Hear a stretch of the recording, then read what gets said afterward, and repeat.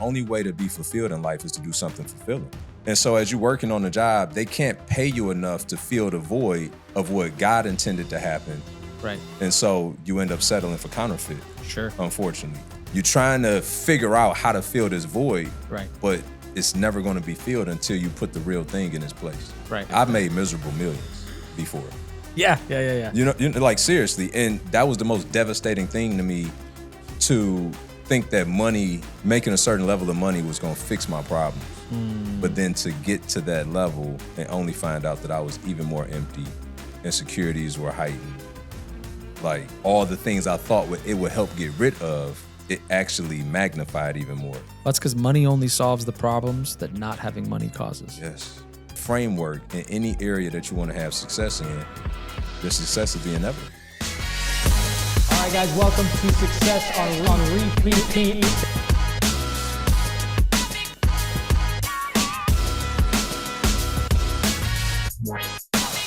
Welcome everybody back to a new episode of Success on Repeat. We are in the studio today, and I'm so excited to have a new friend with me, Brian Adamson. Welcome, Brian. Thanks for being here, brother. I appreciate you having me, man. Yeah. Well, I'm excited that you're here. I'll tell you what, some people become fast friends. We've already become fast friends. I think it's been cool already, just hanging out with Brian, learning more about him.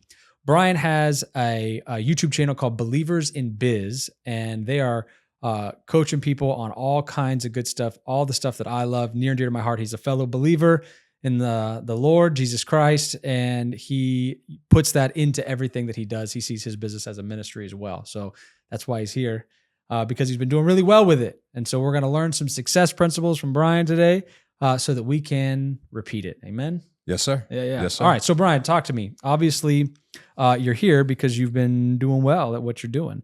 Can you give me kind of an idea of how's your business going? Where are you at? What are you currently, like, what's the project you're working on? And like how's that going? Yeah. So we've done about $5 million over the last 6 years online. Nice. And when I started out, I was helping people in real estate. Okay. You know, Russell Brunson says, typically when you start out coaching people, you go help the person you were 5 years ago. So that's a good point. 7 years ago, I was in corporate America making a transition. So real estate was the vehicle that got me out of that. So I started helping people do the same for themselves. Sure. But then now, being almost 7 years into having a successful coaching program, I'm reaching back to help the people who struggle to have successful coaching programs. So in this season, my partner, David, and I, we had this coaching program called Purpose to Profits, helping people, discover, develop, and deploy their gifts into their purpose while being very profitable at the very same time. And so, this transition has been fun. It's been fruitful, and it's been fulfilling, particularly because, we're not excluding anybody, but we are helping predominantly believers advance the kingdom. The Great Commission is to go out in the world and make more disciples. If 1% of believers ever make it into the pulpit, then I would say the mission field is probably the marketplace. That's right. So how do we strengthen believers not to be so whimsical, to not think that money is a miracle? Yeah. And that if you operate in these basic fundamental principles, then you can go out and have a lot of success, make all the money you want, and help a lot of people in the process. Sure.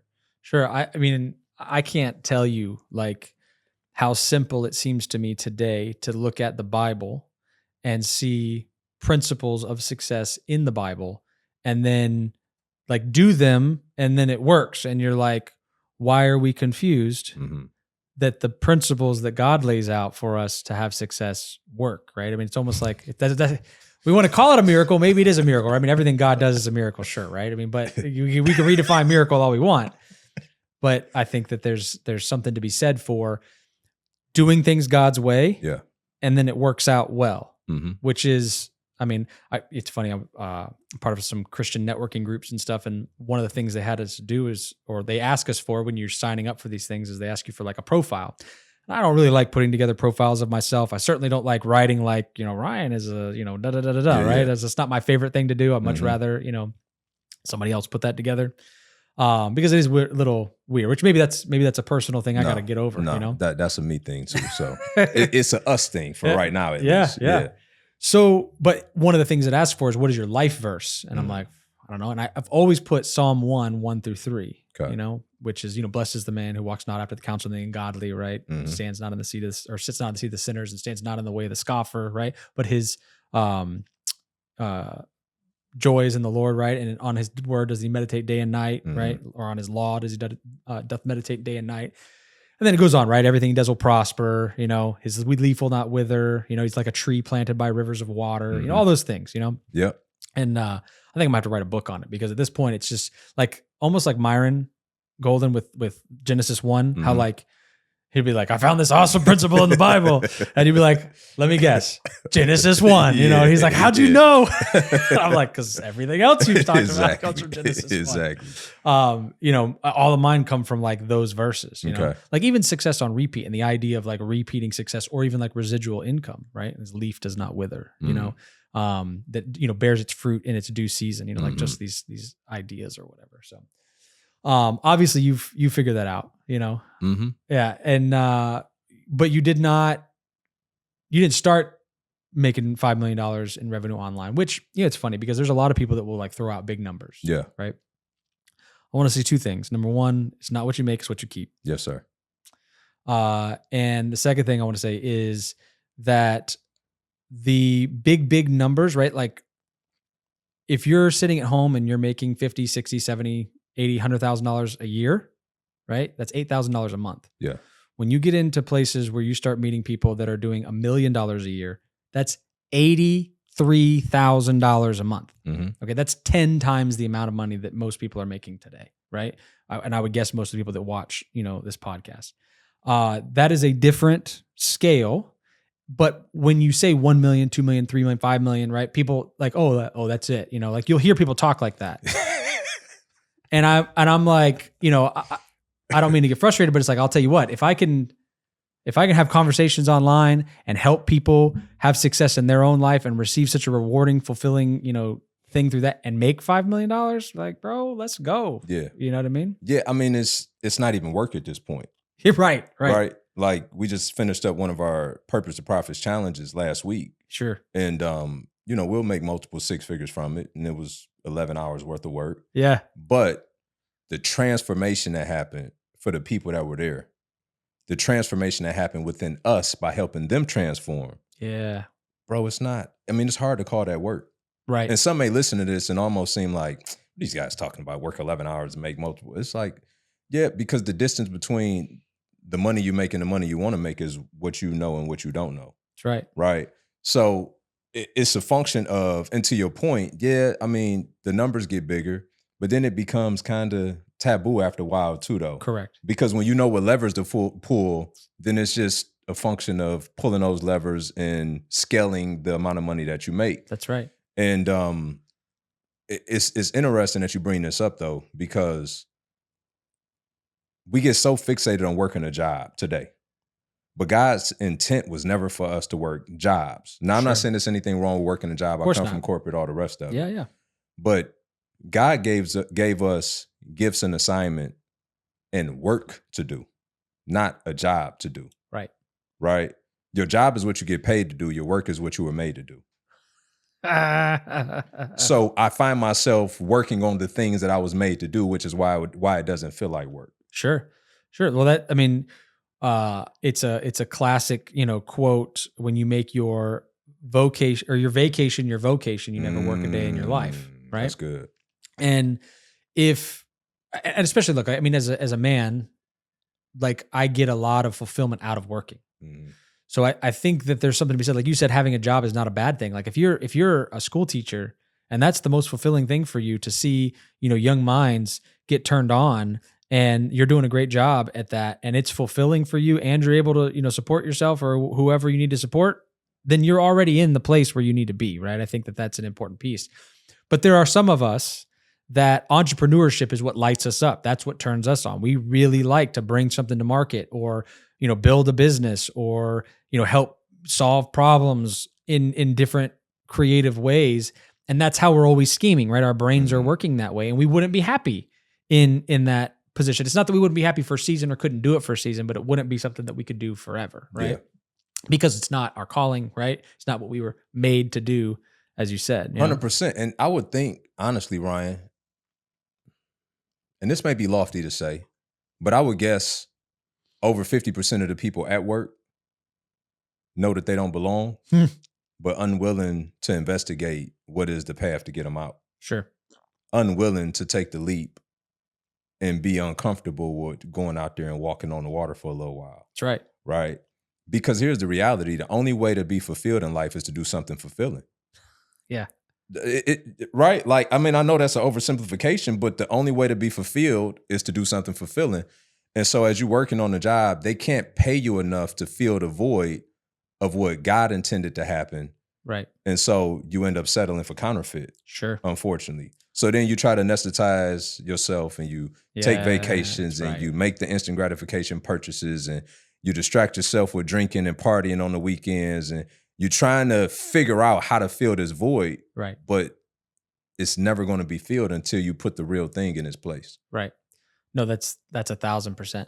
I mean, because you always ask yourself, what's the point? I mean, men in general, right? And again, I speak a lot about men. Mm-hmm. That's who I'm comfortable ministering to, you know, for the most part. I mean, I enjoy ministering to families, you know, whatnot as well. But the men, I think, especially have been kind of beat down over the last, I want to say, several decades culturally.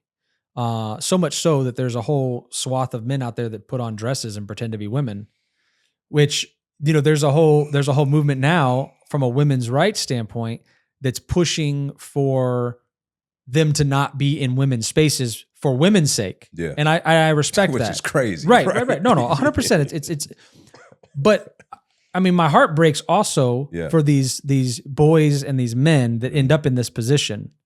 Right? Because somebody obviously has lied to them and told them that it is better for them to pretend to be something that they're not, right? And in this case, to be a woman, which is, again, you know, I'm not trying to be political on this. I'm actually just talking specifically about men being successful men, right? And in order for a man to be a successful man, he has to have a sense of purpose and he has to be working towards that purpose, right? So what is it you said? Discover, right? So first you have to discover that purpose, right? Then you have to develop yourself in that purpose, meaning God dropped you on the earth and he said that this is your calling, but he didn't give you all the tools. He made you resourceful so that you could go and figure out the tools, right? Yes, sir. To develop yourself for the purpose. So you probably, you know, listen to these types of things and you're in a position, if you're listening to this, where you don't feel like you're ready to do X, Y, or Z, right? Or you don't feel like you have the tool set or the skill set to do whatever it is you really have this desire to do. But the desire was put there. That's one of the tools, right? That's one of the things that God gave you is that desire. So now, which I got a success formula using that. Yeah, good. No, we'll come back to that. Yeah, we'll come back to that. So now your job now is to be resourceful, to be able to develop yourself. And once you've then developed yourself, then you can deploy yourself, right? Yeah. I think that was, you know. 100%. So I've got this success formula that's worked in any industry that I've been into, right? So whether I transitioned from corporate America to single family residential real estate, or when I started buying apartment buildings, or when I bought a cigar company in the Dominican Republic, whatever I've done, I use this formula, right? So it's the DEPE formula. DEPE. DEPE. Now, for simplification, I could have just spelled it deep. Yeah. Right?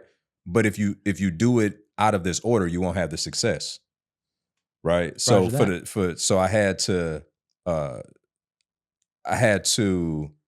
err on the side of being clear versus clever. Yeah. That's also a key, just so y'all know. Yeah. So the D is for desire that you just referenced, right? Perfect. So Psalms 37:4, take delight in the Lord and he'll give you the desires of your heart. Most interpret that as he'll give you everything you want. But as you take delight in him, he'll give you everything to want. That's right. Right? Right. He changes your desire. 100%. Yeah. So what happens when you desire the thing that he desires for you? He gives it to you. You're probably going to be pretty successful in life, right? That's right. Because now you're working on the right things in the right season. Yeah. So then the E is for education. It's not enough to just have the desire. We then have to steward over the desire by going to get the resources that we need. Yep. Proverbs 15:22. Many plans fail because of lack of counsel, but with multiple advisors, they succeed. Yeah. That's a clue. Okay. Right? Then we can't just be hearers of the word. We got to be doers of it. So the P is for so practitioner. We don't deceive ourselves, right? Come on now. Yeah. So the P is for practitioner. James 2:26 Faith without works is what? dead. Dead, Yeah. right? And then the E is for expert. If we stay proficient at the thing and diligent at it long enough, then we too can be like King Solomon and Right. become an expert Right. and have our contemporaries travel countries over Yeah. to pay us because of our likeness to help them solve the problems that they want to solve in their lives. Yeah. And so if you use that framework in any area that you want to have success in, the success is the inevitable. Yeah. You know, one of my favorite parts about the Solomon story is that his father set up the infrastructure for his success. Mm-hmm. And I think that for those of us that like I was having a conversation, I have a friend that I, hadn't seen in a long time. I saw him again recently, and we were talking about success. It's funny because I obviously success just must be my jam, right? Mm-hmm. But I mean, I think that I've heard it said that like, how do you know if you're successful? Well, if you're doing the thing that God purposed for you to do, Mhm. right? Doing what you were made to do. Well, like elephants are successful doing elephant things, right? Giraffes are, Ryan is successful doing Ryan things, 100%. right? And I think that that's a key piece. Where can we look to find some of the key principles, right? Maybe the manifestation is a little bit different for each person, right? I've been enjoying my success in the payment processing industry Mhm. and in the point of sale, technology and software as a service. Those have been the things that for me and for this business that I steward today has been my success, but it's not because that's necessarily my purpose, right?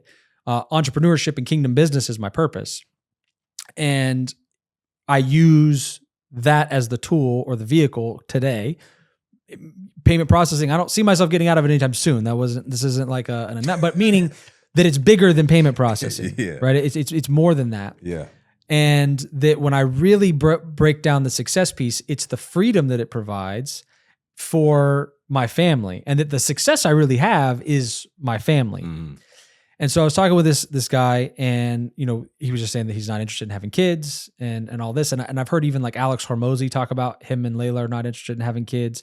And he even references like the pointlessness of people thinking about having kids in that way, right? Almost like we do what like just makes us happy today kind of a thought process, which, I'm sure he's clarified his statements in some way, shape, or form. But the thing that I caught on what even Alex Hormozy was saying is that, ages ago, he had an ancestor either in the Mongolians or the Huns or something like that, right? Some king that had like 400 kids. Okay. And he's like, I don't even know this guy's name. I just know this like story from the previous part of my family. Mhm. But this guy was clearly successful, right? I mean, he was like conquering, countries and had 400 kids.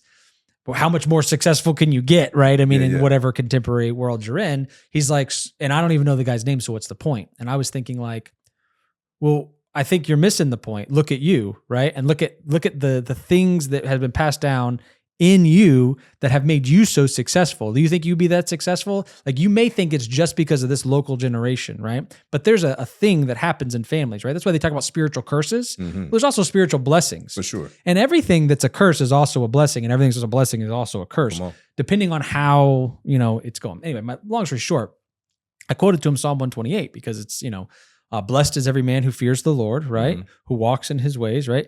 When you eat the labor of your hands, you shall be happy and it shall be well with you. Your wife will be like a fruitful vine in the very heart of your house, and your children like olive plants all around your table.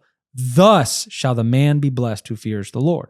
So it's like God gives us the blueprint for a man of what we're going to look at and be blessed by, right? For sure. When we're eating the labor of our hands, when we're able to see the work that we've done, right? And get the benefit, the profit from it.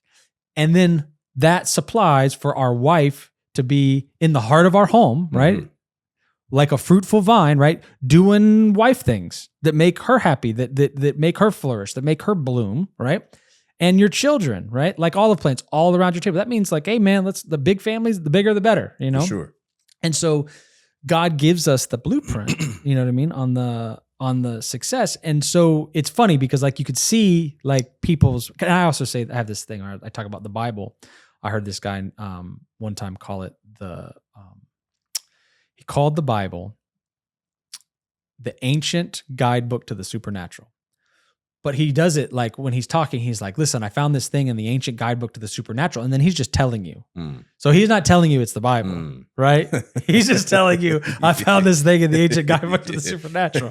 And so people are like, ooh, you know, what's this thing that you get? Because you know what they call that, a curiosity gap, you know? Sure. He creates that curiosity gap with it. And it's like, oh, the ancient guidebook to the supernatural. Interesting. Okay. So the ancient guidebook to the supernatural. But then, you know, obviously you find out it's the Bible. And so I'm sure there's a whole swath of people that are like, well, the Bible, you know?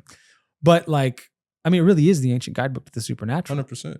You know, I mean, like, and to success, you know, like it's, what is it called? Basic instructions before leaving Earth, you know, BIBLE. That's pretty good. It is pretty good. So, I want to hear your story. Like you come from somewhere, right? You didn't start out, you know, as an internet marketer. Yeah. You know, I want to hear where Brian, like, because there's something along the way that I'm sure was like a catalyst, right? There might be some benchmarks, some points that turned you in a direction that brought some success or didn't, you know what I mean?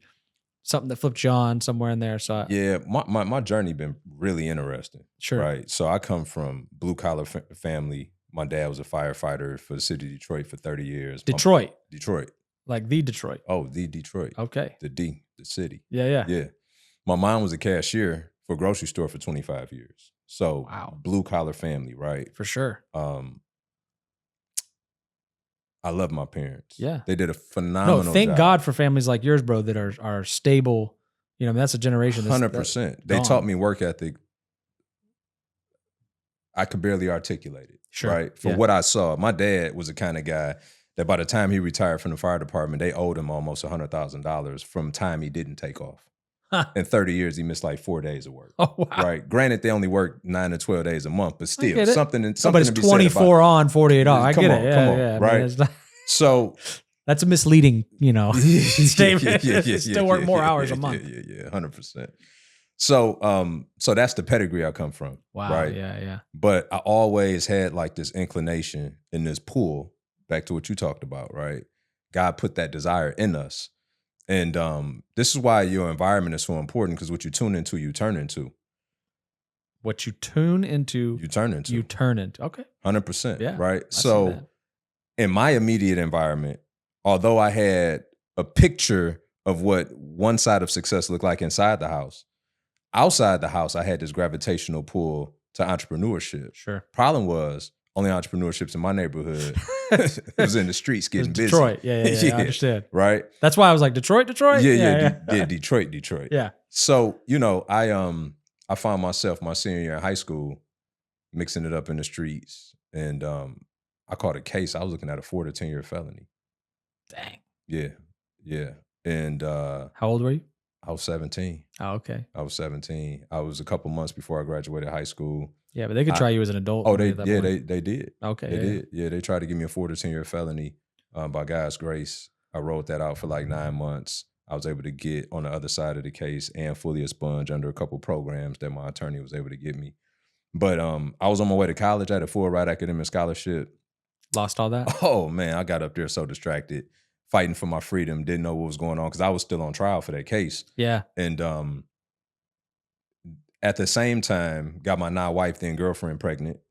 Awesome. So this transition from 17 to 18 was out of control. Yeah, man. That's right. 4 to 10 year felony, kicked out the house, baby on the way, flunked out of college.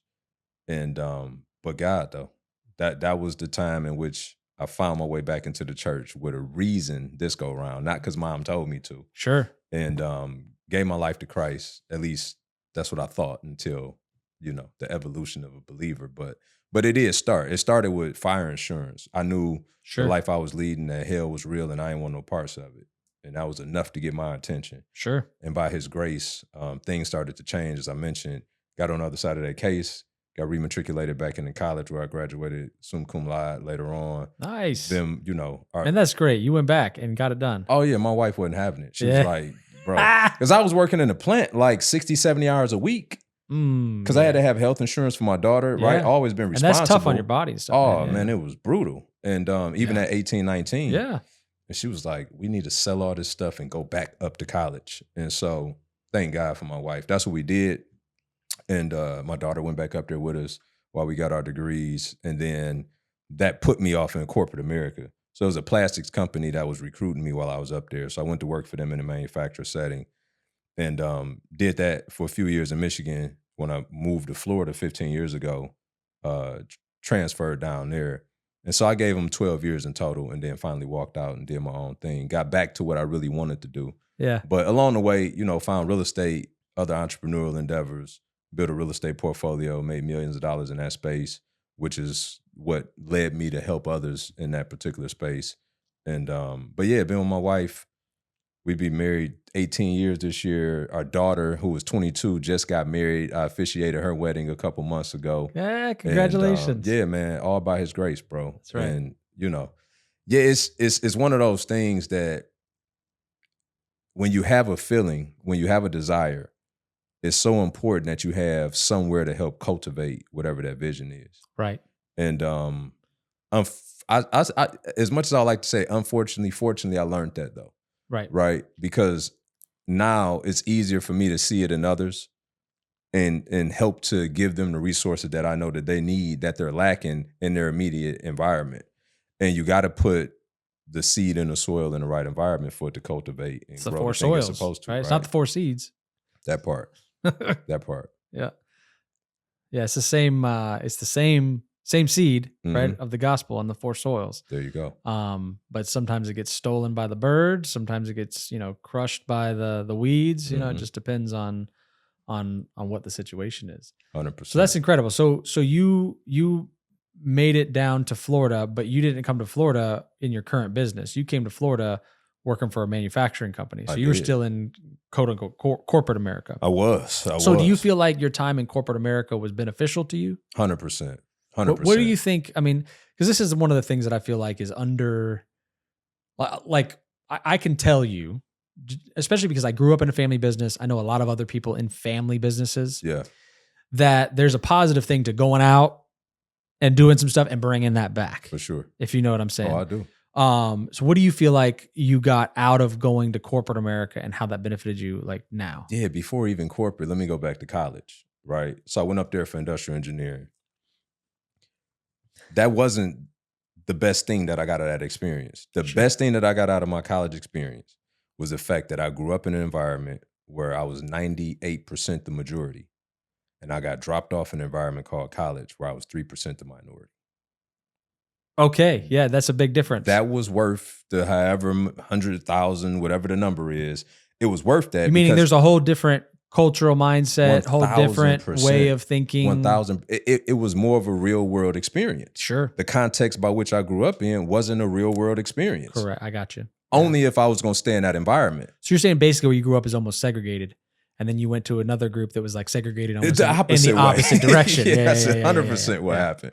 Right. Yeah. But it just taught me so much about people as a whole. Oh, yeah. And if you want to be successful in life, you better understand people as a whole. Yeah. Which that helped when I transitioned to corporate America, where again, I was the only Black manager in 23 locations in North America. Okay. Right? Yeah. So it was all preparation, unbeknownst to me. Yeah. Where it was like... That's a good point. That helped you out. It really did, though. Yeah. I mean, could you imagine the shock? Well, one, I probably wouldn't have been comfortable enough in those environments to even flourish in the way that I did. Sure. Because I would have always felt like it was something against me. Right. Whereas college was the prerequisite to show me that wasn't nothing against me. You just need to understand the dynamics and the cultural experience of what you're now planted in. Yeah. And so to fast forward, I mean, there was a lot of benefits from corporate structure being one of them. Mm-hmm. As much as you hated the meetings, you then start your own business and you realize why they're necessary. Yep. Understanding, how to read a P&L and OPEX and all those things. If you go to work only to clock in and clock out, you have lost in life. Yeah. But if you go there and try to leverage all the other peripheral things that maybe you're not even directly involved in and could be, a little bird on the branch and listen in on certain things and glean from, you got to think, if somebody, which the corporation, they were doing like $3.6 billion a year when I left. Somebody. 3.6 billion. Billion. Somebody who you never see. Yeah. Employed 6,800 people in 30-something different countries. You probably want to figure out how that happened as much as you possibly can, considering you can't find the guy who was responsible to start it all to begin with. Yeah, man. Wow. Right. So if you look at it from that perspective and you are entrepreneurial spirited, then you understand that don't endure today for the sake of tomorrow. And don't get through it, but go through it. And as you go through it, you'll see different scenery as you go through it, as opposed to just trying to get through it. Right. And well, that's the reason Paul talks about count it all joy. Yeah, right? Yes. Because it's like, he's saying you're actually going to benefit from this experience, even though you don't like this experience, And how many times do we look back in hindsight's 2020, we say that same thing in other words, 100%. 100%. Yeah. I mean, it's the 50-minute drive in to work every day. Just the whole idea. When you're entrepreneurial spirited, going to work it just sucks. Yeah. You know what I mean? Well, that this is what I don't want to do forever. Yeah. I mean, if it does nothing but motivate you to never go back to it, it might be that's what the purpose was. Bro, I got a tattoo on my arm right here, which is a clock. Yeah. And the day I left corporate, Yeah. I drove and got this tattoo, and it's a clock, and it's a chain, and it's broken, and that's the day I got my time back. That's right. And it was a reminder. I ain't going back. Yeah. No, and just trading time for money, right? Yes. Is I don't want to say it's a trap, because it's there's attorneys, right, that trade their time for money. And people will look at them and say, "Oh, look at how wealthy they are."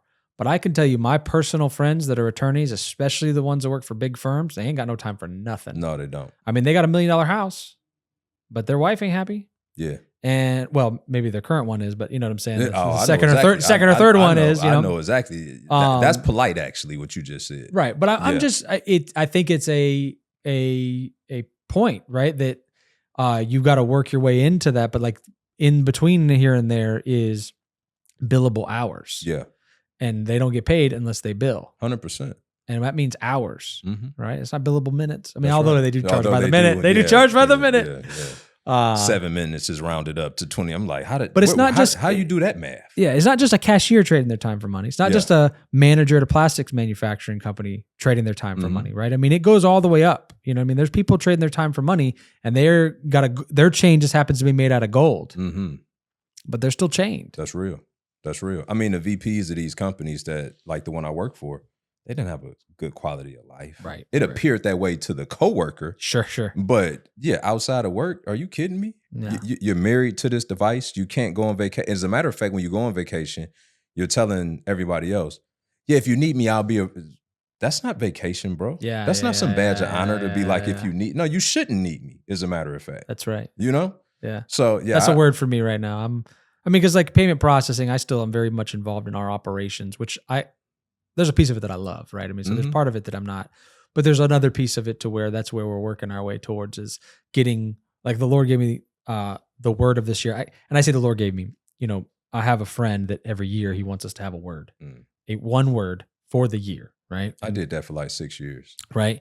And this year I felt like the word was simplify. And the reason that it's simplify is because I know that we have to simplify to scale. Because we cannot, like, I can't be doing deal by deal, coming up with custom everything, pricing, packaging, all this kind of stuff. It has to be like, here's what we sell. Yeah. Go sell it. Not. That's funny. Somebody actually, I had a sales call this morning with a follow-up from our challenge.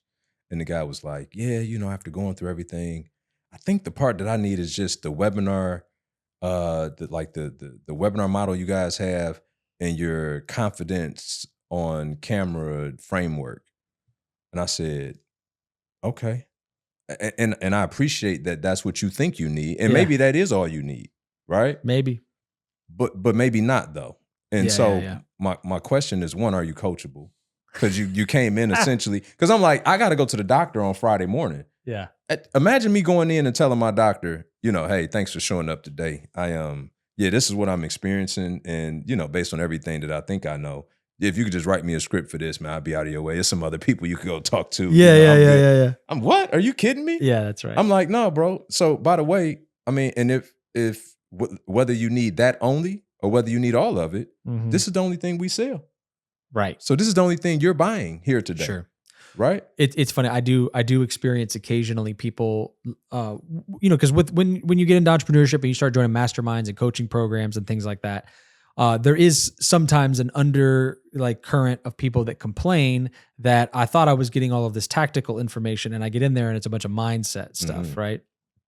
And I've heard that from multiple people's programs, and I've even seen people advertise against that, right? Like, oh, we're actually going to give you the tactics and strategies that you need. None of that mindset, junk or whatever, And it's so funny because, I know I quote Myron a lot, but I listen to Myron a lot, right? So, I was listening to him one day and he's talking about the be, do, have formula that he has, right? But like the number one thing you have to do is you have to become the person that can do the thing.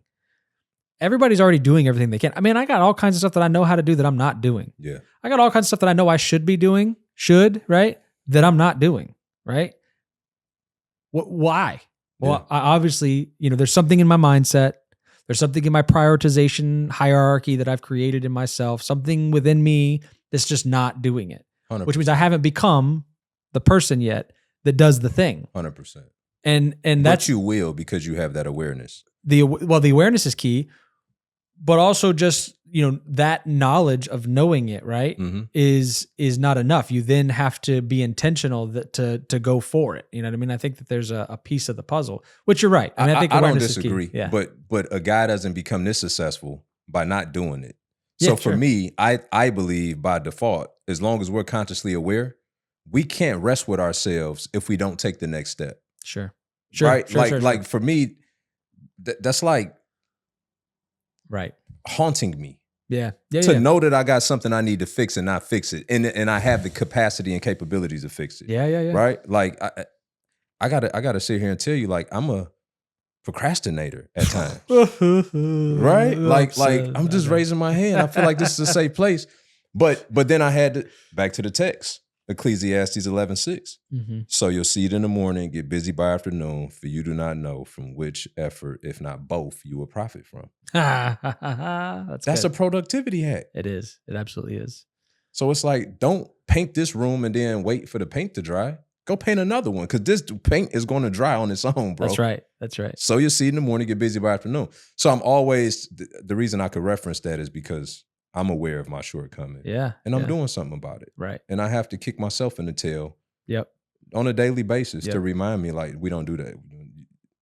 No, that thing we don't do. You talk about procrastination? Yeah, that part. Yeah. See, distraction too, right? Mm-hmm. So I think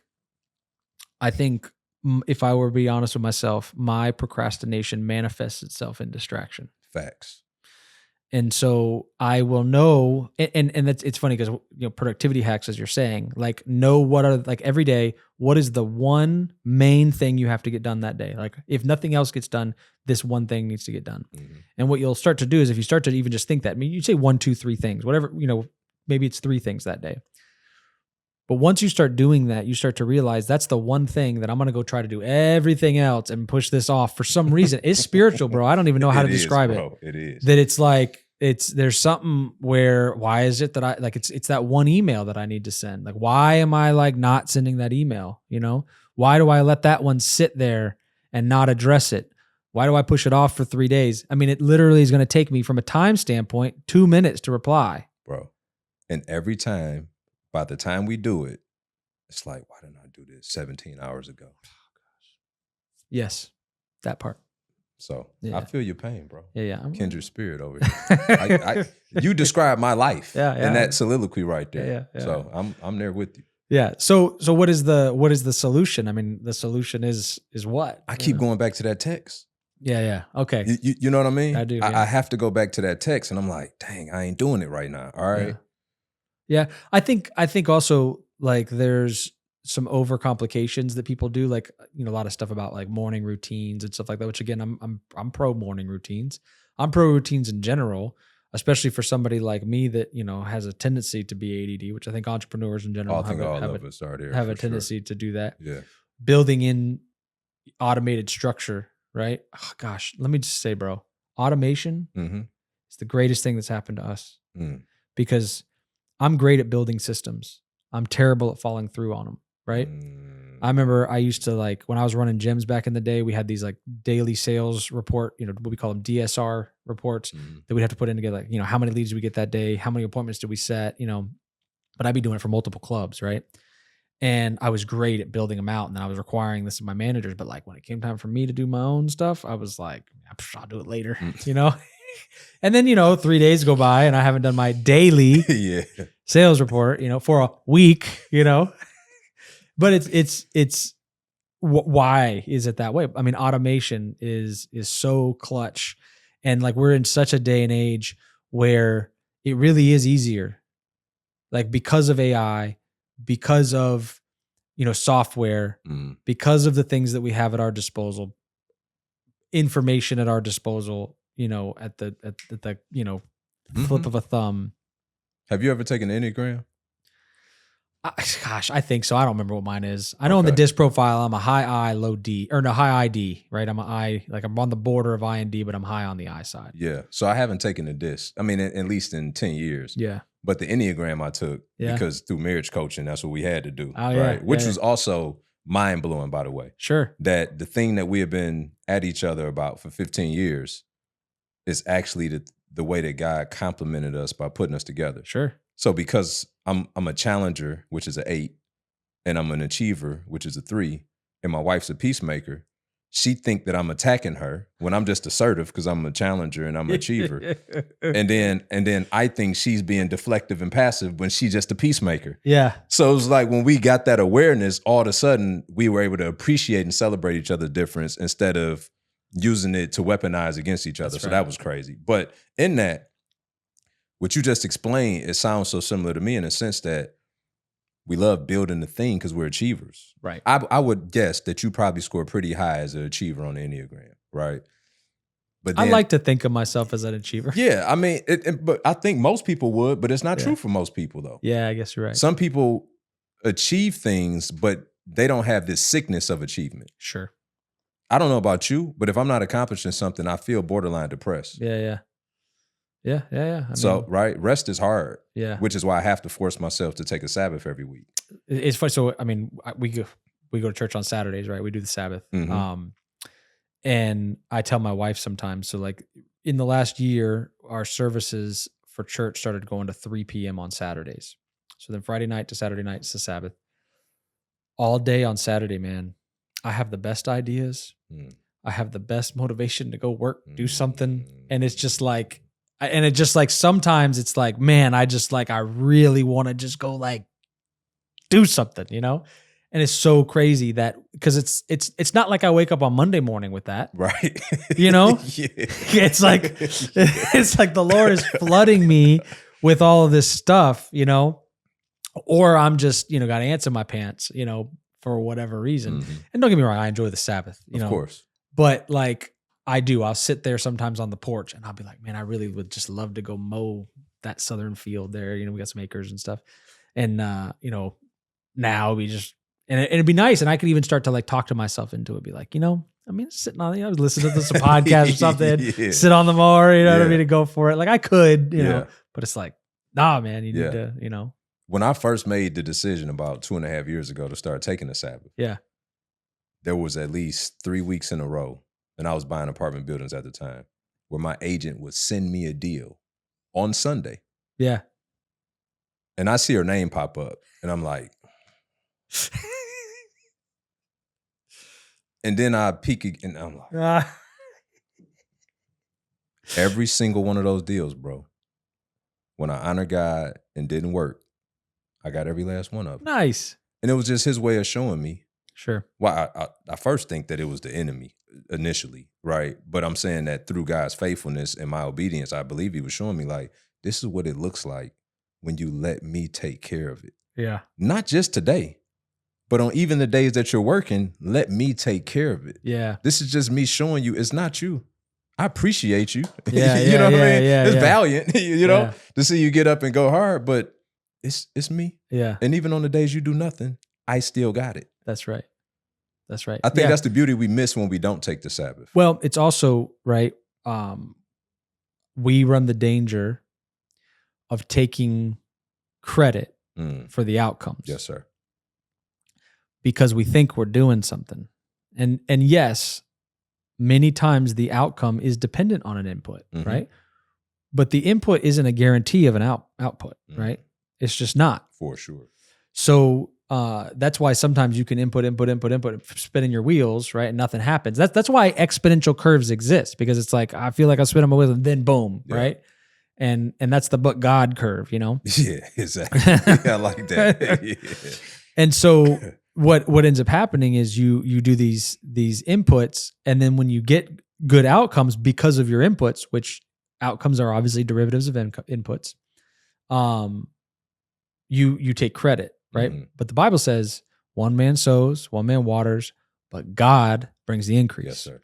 And so what I think this is a lesson in is in that exact idea that we are literally partnered with God. Mm-hmm. I'll give you a perfect example. The Jewish people on Sabbath, they pray and they say, blessed are you, Lord our God, King of the universe, who brings forth bread from the earth. Hamotzi lachem min haaretz, right? That's what they say in Hebrew.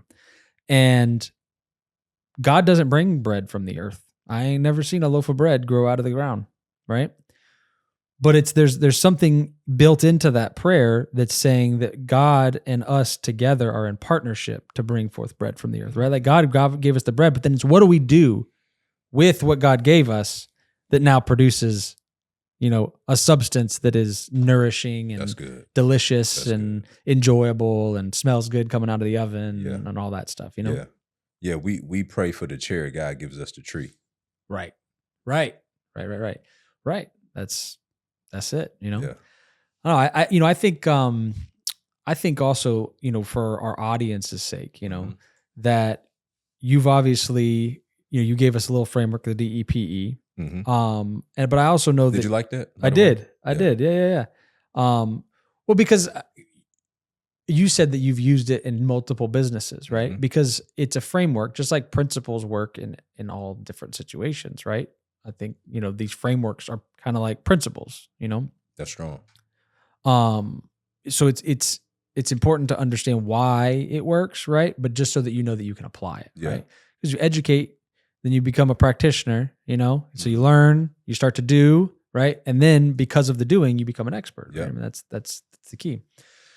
But obviously, you are helping people now by coaching them in their business. I mean, are you coaching across all industries or? Yeah. So right now we're helping coaches, consultants, and experts, industry agnostic. So it's not industry. You're helping the coaches and consultants, really. Yes. Those are the people. So like people that are helping other people do, because so they may be coaching somebody in this industry or that industry, but you're helping them from a coaching standpoint. Yes. That's good. Yes. And freelancers, right? Yeah. Because, and especially in the faith community, unfortunately, many believers are over spiritualized and under monetized. Right? They got a hobby that tips them periodically. It's not a business. Yeah. And others just run pure charities and never had the intention to. Right. And so so part of it is just having real upfront conversation about we got to stop false advertising God. Yeah. We can't just go out here and start the stuff willy-nilly, have false humility, be scared to charge our prices, then be like, God told me to. Sure. Because that ain't what he told me to do. Yeah. I don't know about you. Yeah. No. He said that. No, and I mean the basics of the economy work on a circulatory system, right? I mean, like money is like the blood of the economy, right? Mm-hmm. I mean, it runs it has to be flowing, you know what I mean? And so it flows in my direction, but the minute it flows in my direction, I'm then flowing it to the next place, whether that's in investments or, lifestyle or whatever it is. 100%. So then you're running a challenge. What's the challenge called? Purpose to Profits Challenge. So it's the purpose to see that's because we started this conversation talking about how men in general, right? But entrepreneurs in general, struggle on the purpose piece. Yeah. You got and it's paramount. There's another P. It's like alliteration day. Yeah, I guess so. It's all good. No, purpose to profits is paramount. Yeah. It is. It is absolutely paramount. You could even say that when you find it, you reach the pinnacle. I just put that one in my pocket for later, man. Why though? I mean, what is it? So purpose to profit. Well, because what's the process? You're taking people through from taking what they perceive as a vision, right? Mm-hmm. But not having the pieces of the puzzle in between to get it to be profitable. 100%. We're helping people make meaningful money. Most are out there making some money. Meaningful money. Like I've made miserable millions before. Yeah. Like seriously. And that was the most devastating thing to me used to think that making a certain level of money was going to fix my problems. But then to get to that level and only find out that I was even more empty, insecurities were heightened, like all the things I thought it would help get rid of, it actually magnified even more. And that's because money only solves the problems that not having money causes. Yes. And so I don't want anybody to have to experience that if they don't have to. Yeah. And I just personally believe that the most successful you'll ever be in life is doing the thing you were purposed to do. Sure. So we help people really take that deep dive and unravel. Sometimes it's helping make their business better. Mm-hmm. Other times it's telling them, you need to blow this up. Yeah. As Kevin would say on Shark Tank, it's time to take this thing out back and shoot it. You know what I'm saying? Like we gotta go shoot this thing. Yeah. And it's such an awakening. So we take them through that process. We take them through offer development, offer ideation. We show them how to build out a 6 and 7 figure webinar. We show them how to build out a 6 or 7 figure challenge. We give them all of these mechanisms and 4 paths to 6, whether they're an author or a consultant or a coach. So we basically take their gifts and put it in the right framework and environment for them to be able to go out and build super lucrative businesses as a result of it. Work less and serve their people more. You're helping them how to tune the vehicle, right? 100%. Like they could carry all that stuff in luggage on their own, right? Or you could get them a truck and a trailer. There you go. And they could obviously carry a lot more that way. That's good. So, do you have any preview you want to give of how you guys do it or what you do, or they can just find it on purposetoprofits.com or? I'm an open book, bro. You tell, like you ask me the questions you think they will want to know. Yeah, no, well, because I'm always trying to key into like keys of success because I think that because there's levels, right? And so it's almost like there's like you would think keys, you think a door, right? Unlocks a door. Mm-hmm. But we're all always trying to go to the next, level, right? And so what I'm thinking is like success is like a spiral staircase. You're going to do a lot of the same things at different levels, right? Mm-hmm. Because and you come around again and things look similar to what they did, before, but again, just at a different level. But what I think is that there's doors along this way that you get stuck at, right? Almost like you come to a landing and you got to go and you got to run around that floor. You got to beat the boss on that level or whatever. Which is usually yourself. For sure. Your ego, your pride, you got to go get rid of some baggage, something like that. So I'm always trying to find within other people's frameworks and kind of what they're doing, what are those things? And it sounds like to me, especially from the coaching standpoint, that you guys have found a way to use webinars, which, back in the day, people did seminars. Mm-hmm. So webinars are just seminars. On the web. Yeah. Right. And I've actually heard, kind of the scuttlebutt about webinars. Webinars don't work anymore, right? Webinars are dead. I mean, what do you say to that? Bad webinars are dead.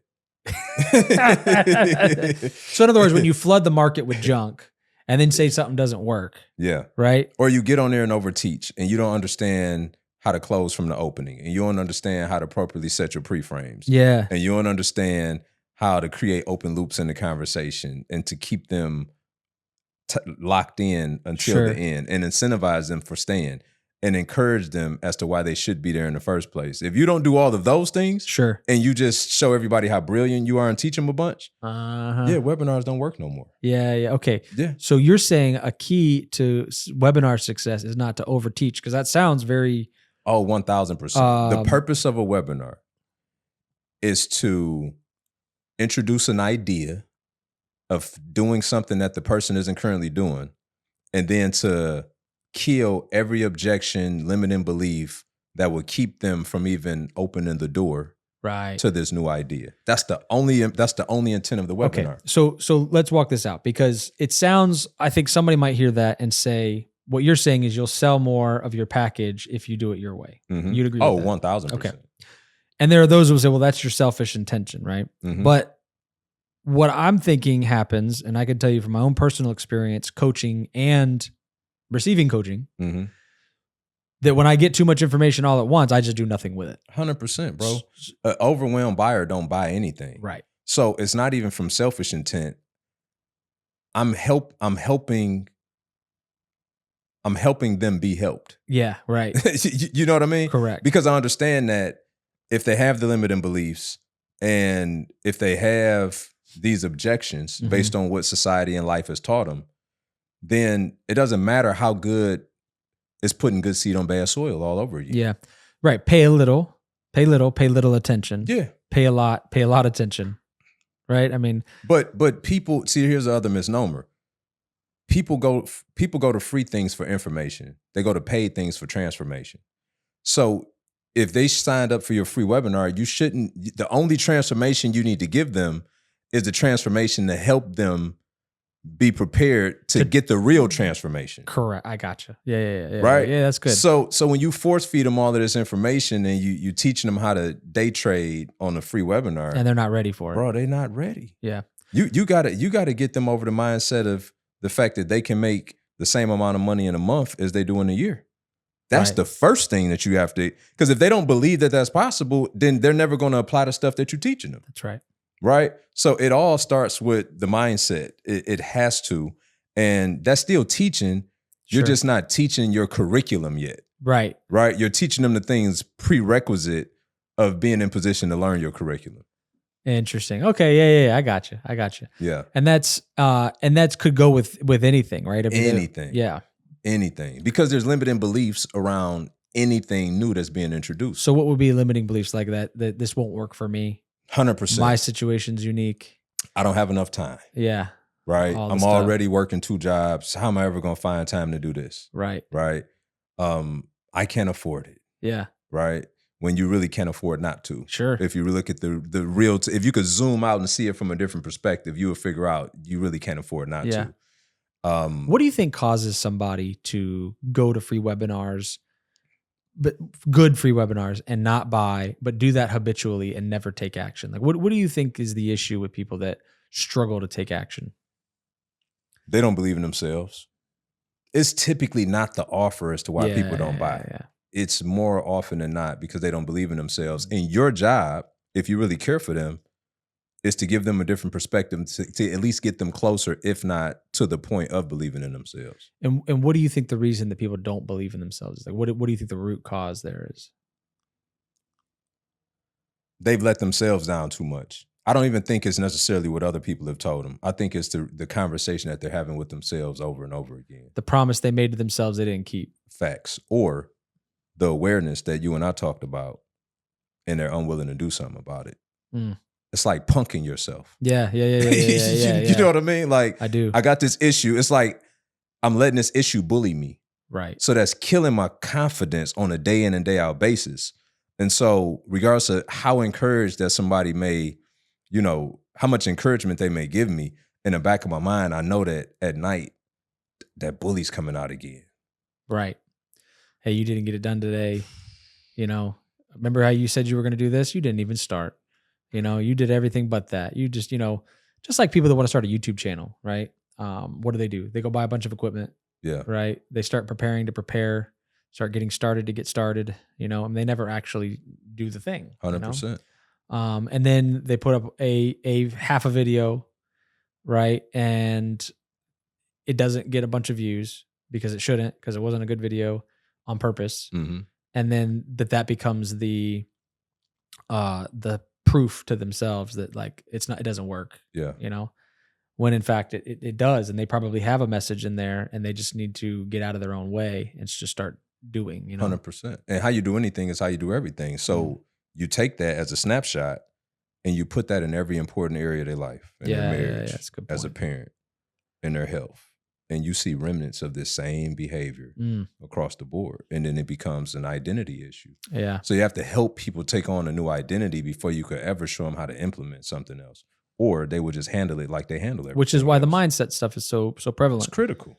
No, Because- it can't stay there though. And No, I think of that's the course not. issue with Yeah, the economy and with the internet marketing space is that people just stay on mindset, right? Which I Sure. think it's always a constant piece. Sure. But you got to give people some real resources to go out and execute on the thing too, though. Well, like with your real estate people, if you didn't actually walk them through getting deals done and they never got any deals done, after a while, You know? Yeah, it's kind of like, bro, I could go to church Sunday. It's a lot cheaper. Right. you know what I'm saying? That's right. That's right. It's a lot cheaper. Yeah, if I just want to get the, I tithe even while I'm Yeah, there. I mean, yeah. I'm still saving money. Exactly. If I'm not going to learn how to ever flip a house, you know what I'm saying? Right. That makes sense. So it's it's that, and it's interesting that you hang out with a couple hundred coaches for a week, and you realize y'all been leading people. You know what I'm saying? Like, not even being funny, bro. I'm not breaking my elbow to pat myself on the back, but it's like, I understand. Y'all been leading people? I know. Yep. So let's talk about you for a second. You know what I mean? Now that I got you on the couch. It's a good point that you make. So like, and this is, again, to not break an elbow to pat yourself on the back. I struggle with the coaching space a little bit because I do so well outside of coaching. Okay. So I love coaching, right? But it does. It's almost like, in order to spend the brain power, not on the coaching piece, because like there's the topics that I would coach on, you could wake me up at 4 a.m. Facts. And I'd have the same thing to say Facts. at 4 p.m. Yes, sir. But it's the infrastructure and the marketing and the build up and all of those pieces that can seem daunting, right? Which sometimes those are tactical pieces, but sometimes it's also just maybe my excuses, right? You said it, not me. I understand. But anyways, so there's pieces to that, right? Where I think that is an epidemic in the coaching space, though. I think there are a lot of people that are probably have the information that people need and could help people, right? But they're not.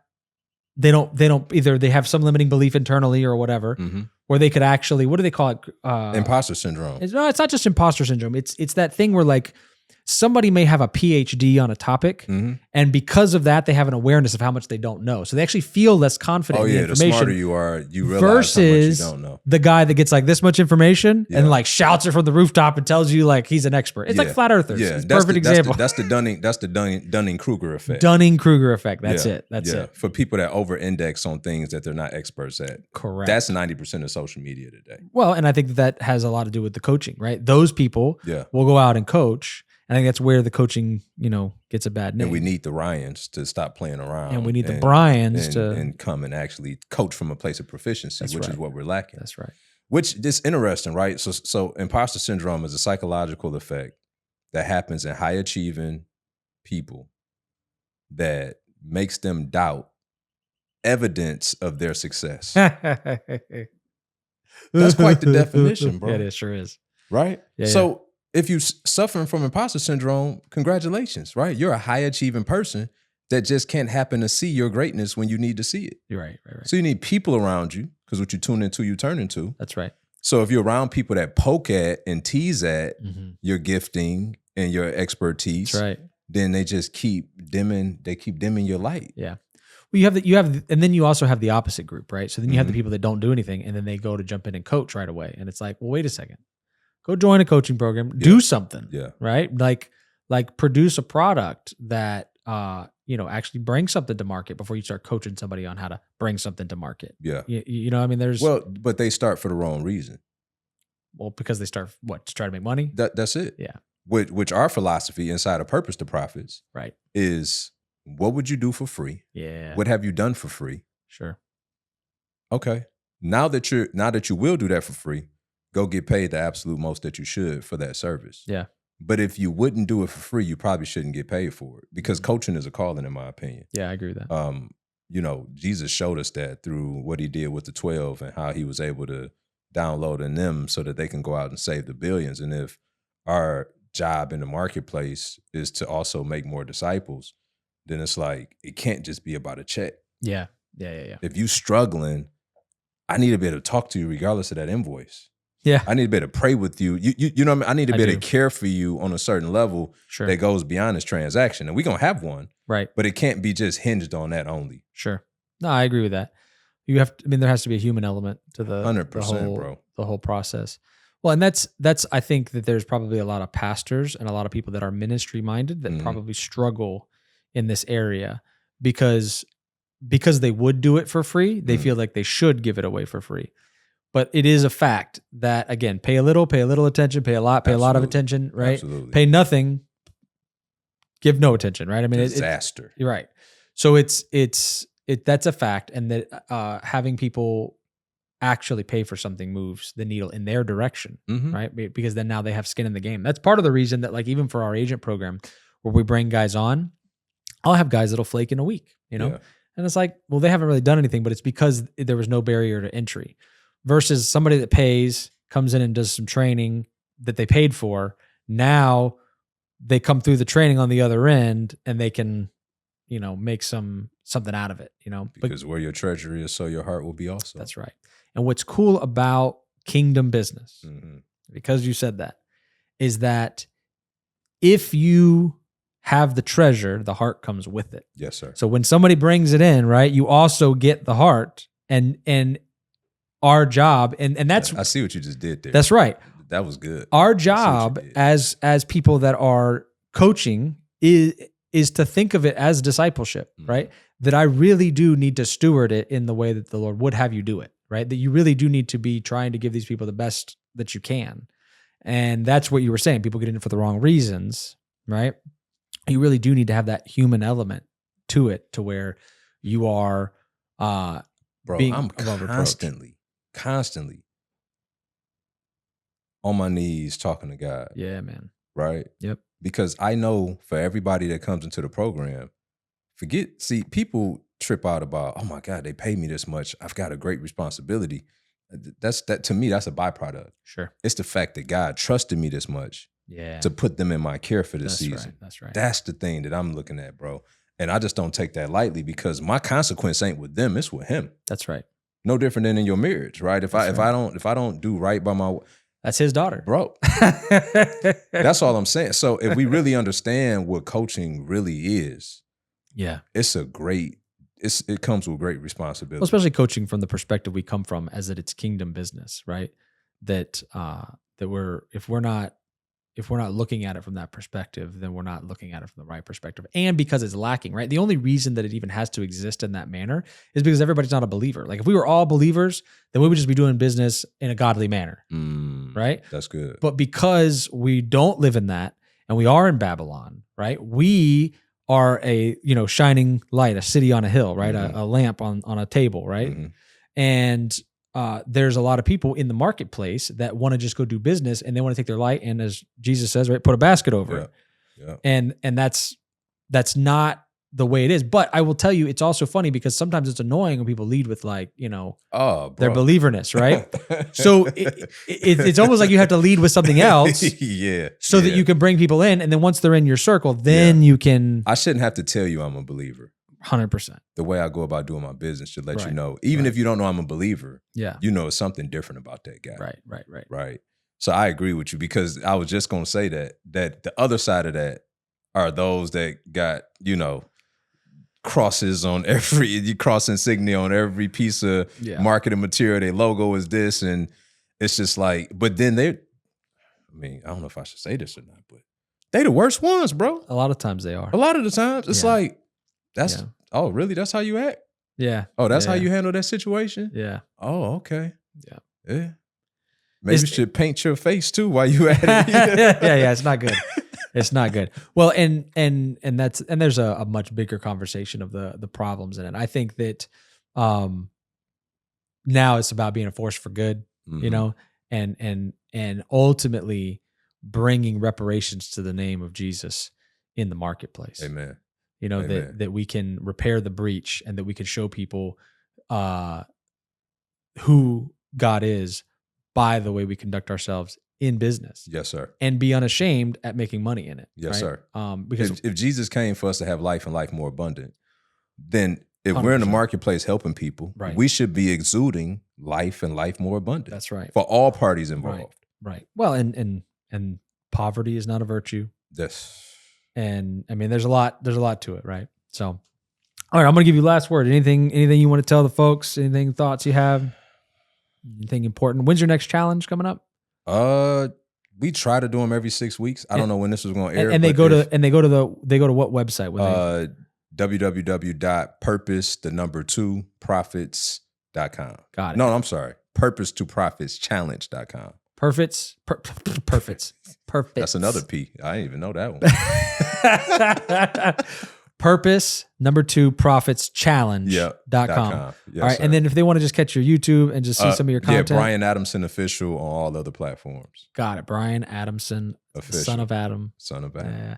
Official. All right, cool. And then obviously your channels, like your podcast is Believers in Biz. Got it. I'm gonna have to get on It's this. unfiltered. Oh yeah, we got to definitely. Yeah, for sure. Because it's unfiltered conversations about kingdom business. Yeah, amen. Yeah. Man, well, I appreciate you being here, bro. Hey, man, thank you, bro. It's been good, man. Yes, sir. It's been really good.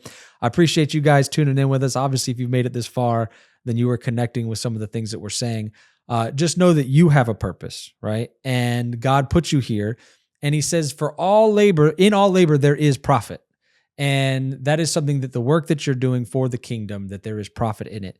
Sometimes we can over spiritualize that and put that up into the cloud, somewhere in the ether. But I think that there is a place for you to take your purpose and profit here and there, right? I think it doesn't have to mean they mirror each other, right? The spiritual and the natural, they mirror each other. And so I would encourage you, go check out purpose2profitschallenge.com. Go check these guys out over on the YouTube as well. I think it would be great. I appreciate you guys tuning in.